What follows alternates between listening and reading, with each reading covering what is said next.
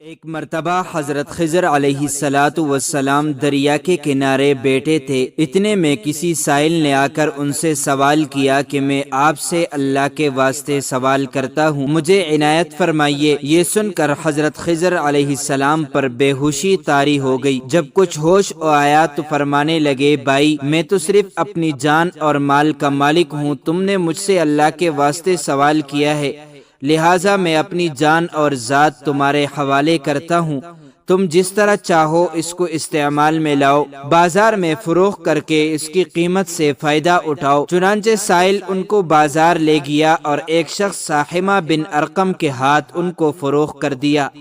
یہ خریدار ان کو اپنے گھر لے گیا جس کے پشت پر اس کا ایک باغ تھا۔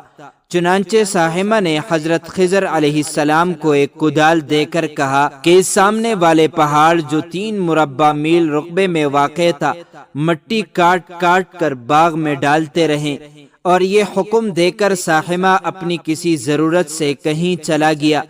حضرت خضر علیہ السلام اس پہاڑ سے مٹی کاٹ کاٹ کر باغ میں ڈالنے لگے۔ جب ساحمہ واپس آیا تو اس نے گھر والوں سے دریافت کیا، تم نے غلام کو کھانا بھی کھلایا یا نہیں؟ گھر والوں نے جواب دیا کہ ہمیں معلوم نہیں غلام کہاں ہے۔ یہ سن کر جب ساحمہ خود کھانا لے کر باغ میں آیا تو اس نے دیکھا کہ وہ غلام یعنی حضرت خضر علیہ السلام تمام پہاڑ کی مٹی کاٹ کر ڈال چکے تھے اور اپنے کام سے فارغ ہو کر اپنے مولا حقیقی کی عبادت میں مصروف تھے۔ یہ دیکھ کر ساحمہ کو بڑا تعجب ہوا۔ اس نے دریافت کیا کہ یہ تو بتائیے کہ آپ کون ہیں؟ یہ بات سن کر حضرت خضر علیہ السلام پر کچھ بے ہوشی سی طاری ہو گئی، اور پھر افاقہ ہونے پر انہوں نے فرمایا کہ بھائی میں خضر ہوں۔ جس کو سن کر ساحمہ کے ہوش اڑ گئے کہ تو نے یہ کیا کیا، ان کو غلام بنا کر ایسے کام پر لگایا، یہ تو انتہائی گستاخی ہوئی۔ پھر ہوش آنے پر ساحمہ نے توبہ کی اور پروردگار سے عذر خواہی کے ساتھ حضرت خضر علیہ السلام کو آزاد کر دیا، اور جناب باری میں عرض کیا کہ الہ العالمین مجھ سے اس کا مواخذہ نہ فرمائیے، کیونکہ میں ان کو جانتا نہیں تھا۔ اس کے بعد حضرت خضر علیہ السلام نے دعا فرمائی اور سجدہ شکر بجا لائے کہ اے میرے پروردگار، میں تیرے ہی حق میں غلام بنا، تیرے ہی حق میں آزاد ہوا، اس پر تیرا شکر گزار ہوں۔ بعد ازاں واپسی کی اجازت لے کر جب دریا پر واپس آئے تو دیکھا کہ ایک شخص کڑا دعا مانگ رہا ہے کہ اے میرے رب، حضرت خضر علیہ السلام کو غلامی سے رہائی عطا فرما دے اور ان کی توبہ قبول فرما لے۔ حضرت خضر علیہ السلام نے یہ دیکھ کر اس شخص سے دریافت کیا کہ آخر تو کون ہے؟ تو اس شخص نے بتایا کہ میں تو شاذون ہوں، آپ کون ہیں؟